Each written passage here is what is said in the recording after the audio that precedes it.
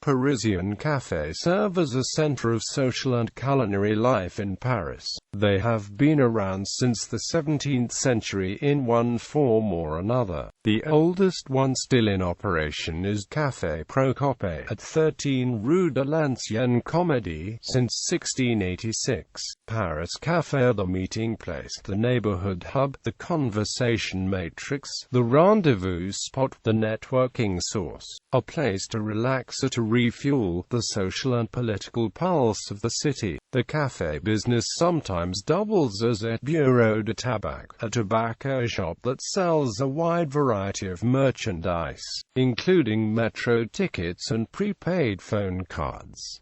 Typical Paris cafés are not coffee shops. They generally come with a complete kitchen offering a restaurant menu with meals for any time of the day, a full bar and even a wine selection. Among the drinks customarily served are the Grande Crème, wine by the glass, beer, un pastis, and un espresso. Drinking at the bar is cheaper than doing so at one of the tables. Paris café crystallize the quintessential Parisian way of sitting undisturbed for a couple of hours, delightfully watching the world go by. Some of the most recognizable Paris cafés include Café de la Paix, Les Deux Maguettes, Café de Flore, Café de la Rotonde, Le Coupole, La Fouquet's, Le Deauville, as well as a new wave represented by Café Beaubourg and drugstore Publicis. History. Coffee had been introduced to Paris in 1644, and the first café opened in 1672, but the institution did not become successful until the opening of Café Procope in about 1689 in Rue des Fossés Saint-Germain, close to the Comédie Française, which had just moved to that location. The café served coffee, tea, chocolate, liqueurs, ice cream and confiture in a luxurious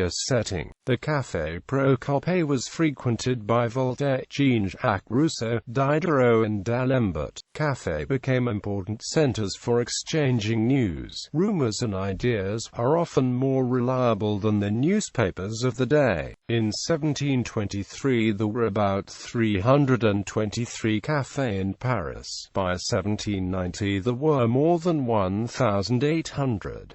They were places for meeting friends, and for literary and political discussion, as Hurtot and Magny wrote in their Dictionnaire de Parises in 1779. One gets the news there either by conversation, or by reading the newspapers. You don't have to encounter anyone with bad morals, no loud persons, no soldiers, no domestics, no one who could trouble the tranquility of society. Women rarely entered cafés, but women of the nobility sometimes stopped their carriages outside and were served inside the carriage with cups on silver platters. During the Revolution the café turned into centers of furious political discussion and activity, often led by members of the revolutionary clubs. In the period of the Restoration the café was an important social institution, not as a place to eat but as an establishment to meet friends, drink coffee, read the newspapers, play checkers and discuss politics.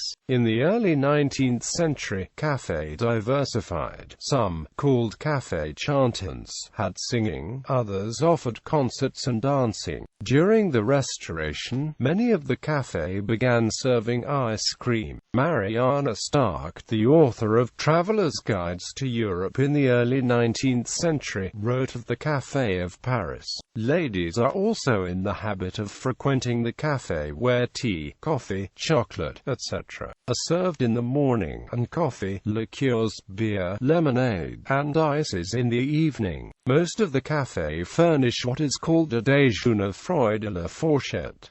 Parisians frequently take these meat breakfasts. Quote, "There is nothing about the Paris streets which more definitely strikes the British or American visitor than the café life on the pavements."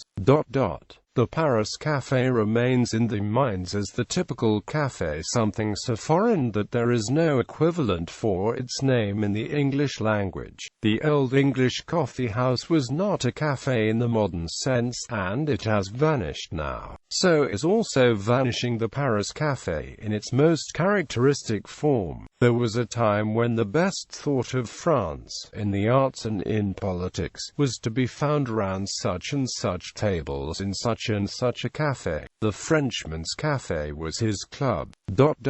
The cafés of Paris are no longer part of her intellectual life, but they are certainly the chief feature of her streets, on pavements hardly wide enough for a honeymoon couple to walk on. A flimsy chair and an oak-grained tin table will defend against all comers the right of every good Frenchman to enjoy upon the very streets of the loved city. It is by R.H. and Frankincense. George and Pearl Adam, a book about Paris, London.